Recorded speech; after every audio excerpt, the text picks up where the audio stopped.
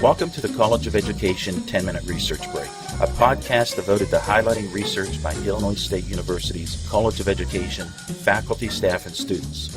So grab a cup of coffee, get comfortable, and take a break with us.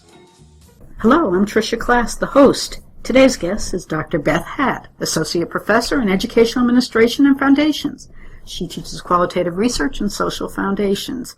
This article we will talk about today is a nice blend of both of these areas.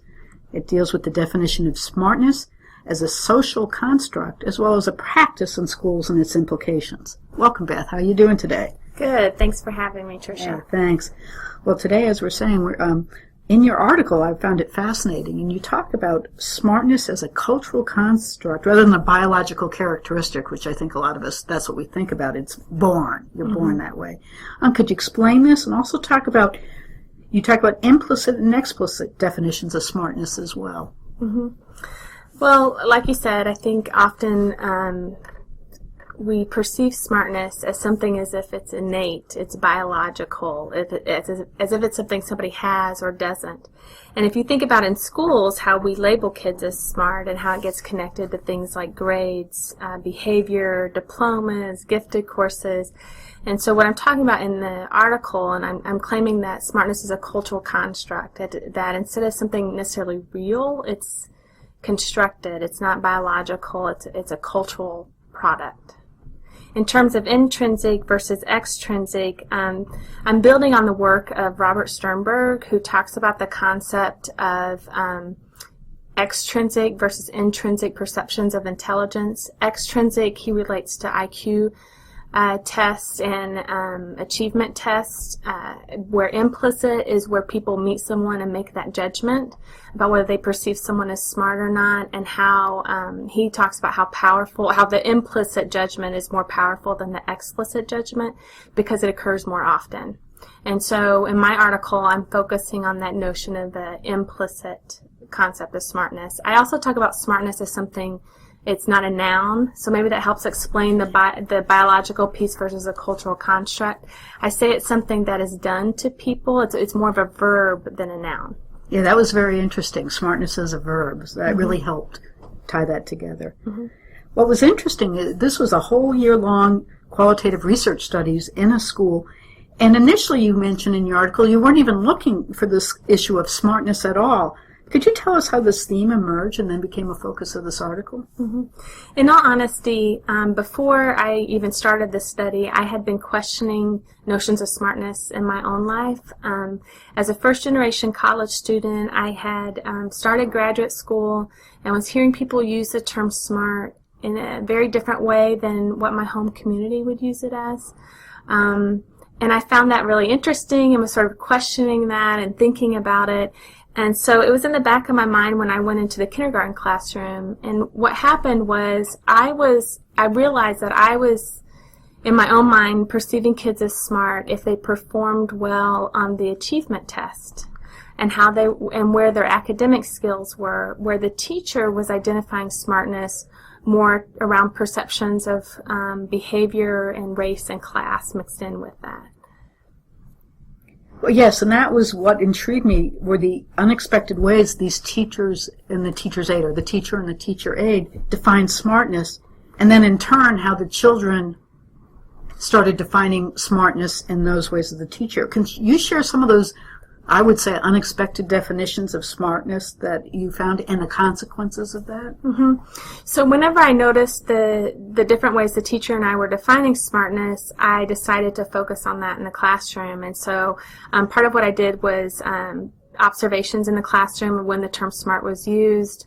But I also interviewed the kids to see how they perceived it. And it was surprising to me that overwhelmingly the kids defined it according to some artifacts in the classroom. One of them was a stoplight on the wall that the teacher used for behavior modification. And the other two there was a phone number club and a shoe tires club. And if the kids knew their own phone number or could tie their own shoes, they got to put their name up on the board with those clubs. And so when I interviewed the kids, every single time when I said, what does it mean to be smart, they overwhelmingly would say it's not to have to move your car. And then whenever I would ask them, well, who never has to move their car, or who always has to move their car, all of the kids would say the same kids over and over again. So the kids were learning not just about this concept of smartness, but who was framed as smart and who was framed as not smart in the classroom. So what I was seeing is that these seem like some pretty innocent ideas in terms of and we know they're pretty common in the classroom, but what I was seeing is that the kids were, they were actually very powerful in terms of how the kids perceived themselves, but especially how they perceived other children in the classroom as well. And also that those notions weren't even, many of them weren't learned in school. It was something to be smart, and you learned how to tie your shoes at home, or the phone number, so that it wasn't even part of the classroom definition of what happened to learn. Mm-hmm. So what was interesting, especially with the shoe tires and phone numbers club, was that the teacher refused to teach those concepts.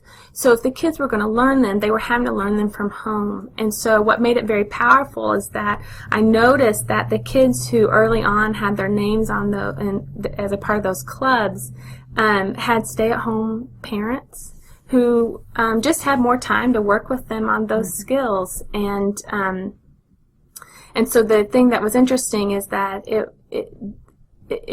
whether they were perceived as smart in that context was directly linked to home and who the adults were at home and what the adults at home were working with them on. Yeah, not even the children. Mm-hmm. Now, from what you learned about this study about paying attention to how teachers define smartness and the impact on the children's, their own perceptions, what do you think are some major implications for us who teach in the College of Education and preparing future teachers and administrators to work in schools? Mm-hmm. Well, I think there's both a practical and more of a theoretical implication. And the practical implication is whenever you are going to put on display something related to student performance, whether it's academically or behaviorally, that you have to think very carefully about that and recognize that often, if it's done in particular ways, can teach some things. There can be a lot of unintended consequences with that, and so teachers have to think very carefully about using public forms, using something public to put on display student performance related to behavior or what they know in terms of being able to tie their shoes. But I think more of it philosophically or theoretically, it's important that we don't take for granted our own definitions of smartness, and to recognize that it isn't something biological, and that how powerful that concept is and how it gets used. One of the things I talk about in the article is that how that concept gets used to justify privileges, it plays out in terms of race and class, and that future teachers and teachers, even at the higher ed level, need to think really carefully how they are identifying students as smart, how that concept gets used in the classroom, and making sure every child feels like school is something that they're good at. Because I found with the one little boy in the classroom who had to move his car the most, he hated school by the end of kindergarten. And I think it was very much connected to the way the teacher was framing what it meant to be a good student in that classroom and what it meant to be smart. And I think a lot of students, it's not that they don't necessarily think they're smart, but they recognize that they're never going to be identified as smart in schools. So it's a concept that we have to take very seriously and to deconstruct it and use that concept wisely and carefully. Okay, well, thanks so much, Beth. I'm sure today's conversation will encourage people to read your article. The full citation is Beth Hatt, 2012, Smartness as a Cultural Practice in Schools, published in the American Educational Research Journal, Volume 49, Number 3, pages 438 to 460. The citation can also be found at the website coe.ilstu.edu/research/podcasts. Good day. Please join us again for the future research breaks. This podcast is sponsored by Illinois State University's College of Education, where we strive to assure that all students realize the democratic ideal through our teaching, research, and service to the field of education.